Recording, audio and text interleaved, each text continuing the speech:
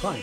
Thought I'd chat to you a little bit about Deism. Yeah, Deism is the idea that there is a God. It goes back to the 17th century, its earliest, mid 1600s.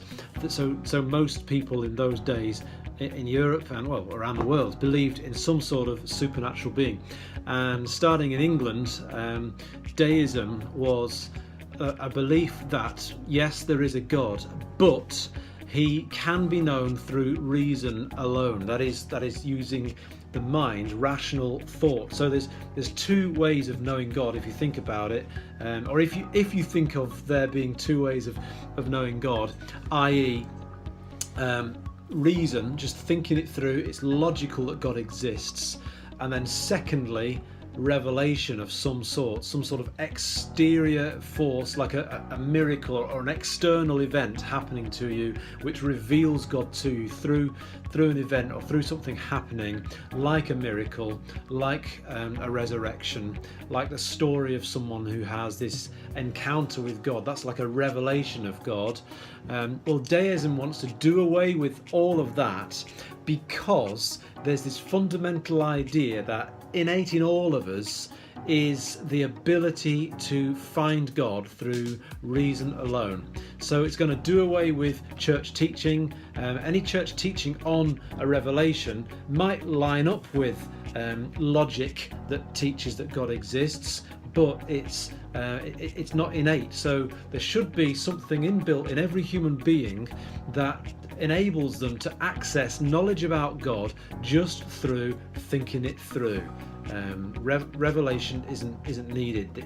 You'll find all you need in your mind. So that's Deism in its most basic form.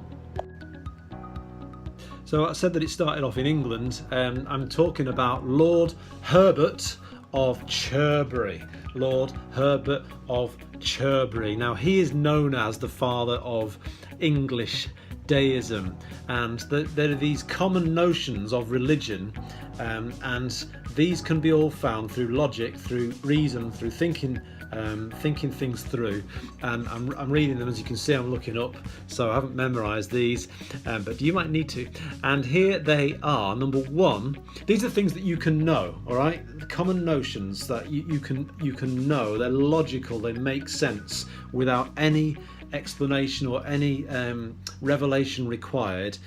Innate in every human being, this knowledge can be found. Number one, that there is a supreme deity. That's the word where the word deism comes from. Deo or deus means God, and so it's innate in all of us. It says in Ecclesiastes that God has put eternity in the hearts of men, and I didn't expect to say that, so I don't know what the reference is. Probably Ecclesiastes 3.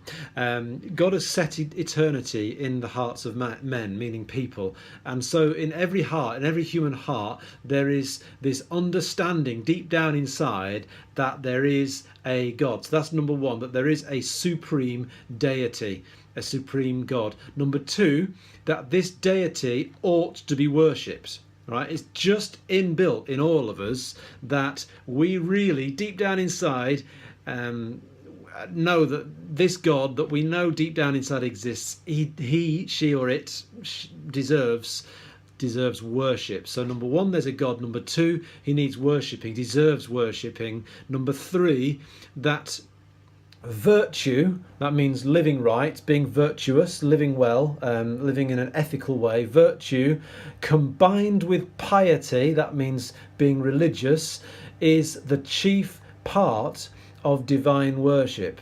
So let me say that again. Virtue combined with piety, that's like religious devotion, is the main part, the chief part of divine worship, worshipping this divine being. So number one, there's this God, this divine being. Number two, he ought to be worshipped. And number three, the main part of that worship is living properly, living virtuous lives and with religious devotion. That's the main way of being a worshipper of this God, and that's kind of innate. This is all this innate knowledge. This innate means it's there from birth. It's inside all of us. And then number four, that men, that means people, men should repent of their sins and turn from them. Repent of their sins. So we've all got this inbuilt sense of conscious of right and wrong. We should turn away from the wrong, and we should say sorry to this God. We should repent of our sins and turn away from bad living. So it's going back to the one before, that we should live virtuously. And finally, number 5 is all from Lord Herbert Cherbury. He said that innate in all of us is that reward and punishment follow from the goodness and justice of God, both in this life and the next. So implicit in that is the idea that yes, there is an afterlife. So I'm going to run through those again. Number 1, that there's a God. You should remember that by now. Number 2, that he deserves worship. Number 3, that the best part of worship, the chief part of worship, is to live virtuous and pious lives. Number 4, we should repent from our sins. And number 5, there is an afterlife, and in this life also we will receive rewards and punishments. What modern, well, not modern, but a lot of people today talk about karma. So that number 5 is the karma one. You get a punishment or reward based on how you have lived. Now, anything that's contrary to those 5 points, Lord Herbert of Cherbury said, is also contrary to reason. Right. So all that to him is just totally reasonable, without any backing up with proof, science, or anything. In the 1600s, that was just, to them, that was their logic. That was his logic anyway. And so anything that disagrees with those points is illogical and therefore false.